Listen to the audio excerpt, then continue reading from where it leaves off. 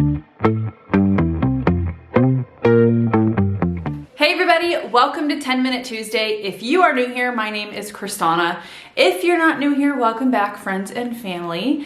Every Tuesday we do different stuff when it comes to the furniture painting industry, and today is the fourth week that I am answering your guys' questions. So after this, what I've decided is I will do a quarterly question Q&A session, and it'll be a little bit longer. That way I don't have to break it up and you guys get everything all in one. And then I'll still do my 10-Minute Tuesdays where I give you guys tips and tricks and stuff. So really you're gonna get a Q&A and then you're gonna get 10-Minute Tuesdays. So, okay.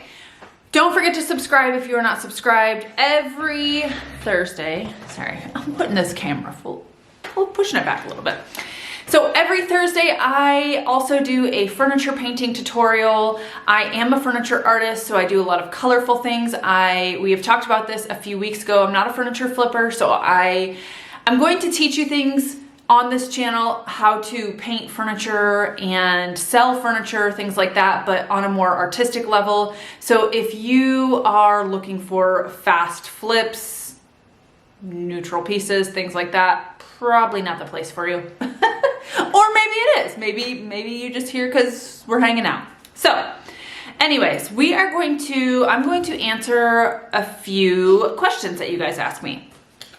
Did someone teach you or did you learn by trial and error when it comes to blending and things like that?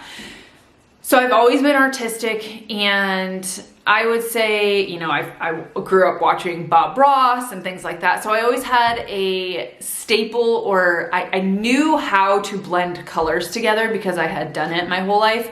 But when it comes to blending chalk type paints on furniture, things like that, it's a little bit different. So I probably did watch a few tutorials in the very beginning, but it's been almost 5 years. It's been about it's been 5 years since I started painting furniture.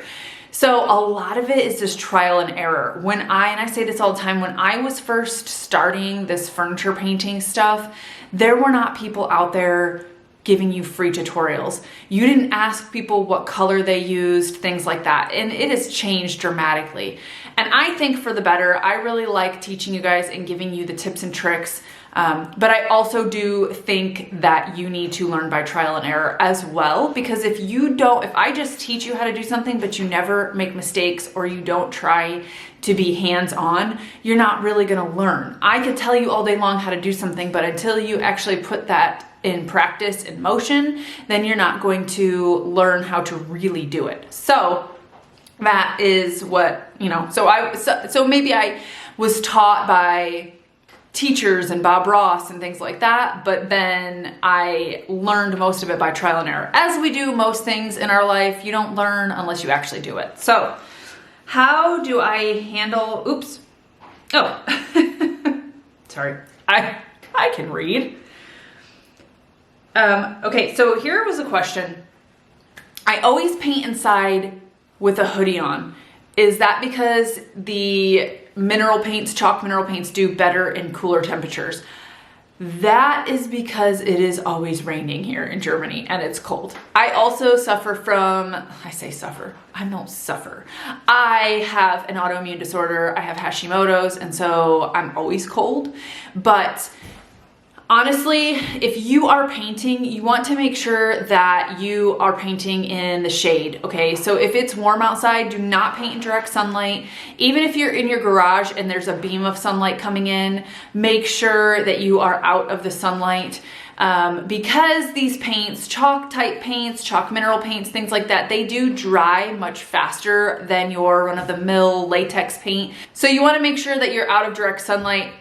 I just paint inside because before we moved here, I had a 2-car garage that I always painted in, and I don't have that anymore, so my dining room has become my area. So my advice to you would be it does better probably in, you know, more milder temperature, but I wouldn't say that's not why I paint in my dining room. I just paint in my dining room with hoodies on because I'm always cold. I'd say probably 50, 60 degrees is really, 60 degrees is probably a sweet spot for your chalk mineral paint so that it can dry, but it doesn't dry too fast. And if you're in a drier climate, you're going to just have to get used to using a mister bottle, a damp brush, and just keeping your paint more wet than you would in a more humid climate so that it doesn't dry super fast. If you get a top coat, so let's say that you paint your piece and you put a top coat on, then you decide that your paint does not look great underneath your top coat. Can you, once the top coat is dry, can you scuff sand and then repaint? Absolutely, you can. It depends on what paint line you're using. A lot of times with different paint lines, so like I know with Dixie Belle, you don't have to scuff sand, you can actually just paint right over it. But there are some brands where it would be better for you to scuff sand and then paint. So it depends on what you're using, but it's not a make or break. If you put your top coat on and you don't like the way it looks, then general across the board answer would be do a light scuff sand with like a 220 or higher, get all the dust off, and then repaint it and then re-top coat it. Chalk mineral paints are very forgiving. So really, like chalk mineral paints, most of the paints that you are going to use for furniture are very forgiving. And if you don't like it, you can usually, like we said, scuff sand it and repaint it. So it depends on the paint brand that you're using, but most, yes, you can do that. So that's why we always tell you guys it's just paint. Even if you put your top coat on, it's still just paint underneath, scuff sand, and redo it, okay? You don't need to take everything all the way off. Oh, let's see. How do I keep my stock organized so I don't overbuy or so I don't have too much stock? So I have color cards for the brand that I use, and I usually go through my stock and I do inventory, and I will write on the color cards what size I have and how many I have of each color when it comes to paint. And then, so the brand that I use also on the back of their color card, they have all the other stuff. They've got like their top coats and things like that. So that's how I keep my inventory.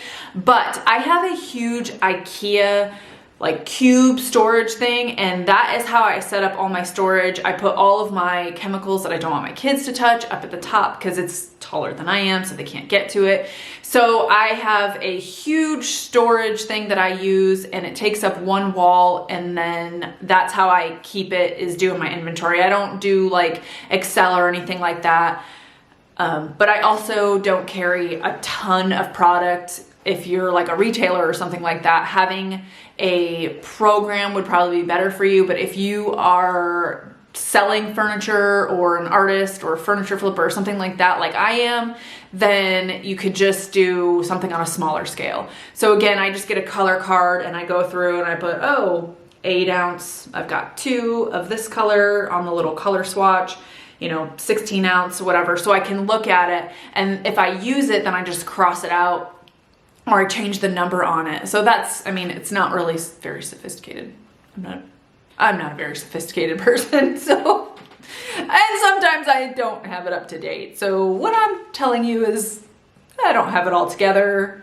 Sometimes I order too many of one color, and I'm like, how did I do that?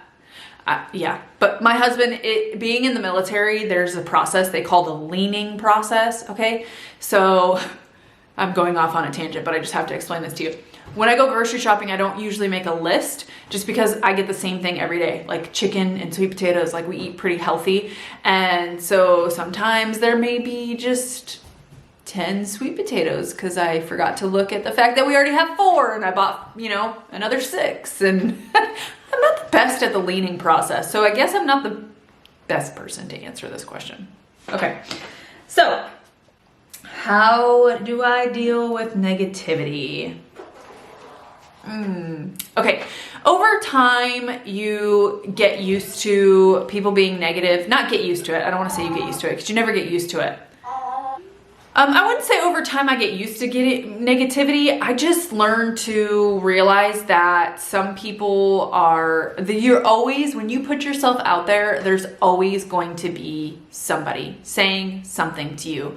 And you have to learn how to realize that that's their problem, not your problem. And so a lot of times I picture these people who come on my YouTube channel and do like thumbs down, and you know, like it could be a picture, it could be a video of little puppies playing, the happiest video ever, and people are gonna thumbs down it. So I am in the mentality that you can't make everybody happy. It is what it is. Usually if it's something that literally 99% of people would like and there's 1% that don't, that's probably their problem, not your problem. And I just continue to do what I want to do, and I'm not here for those people. I'm here for the people who love and support me and the people who are here to learn. I get negative comments, you know, not all the time, but every once in a while, and someone will say, "Oh, you talk too much." Well, how do you expect me to teach you if I'm not talking to you?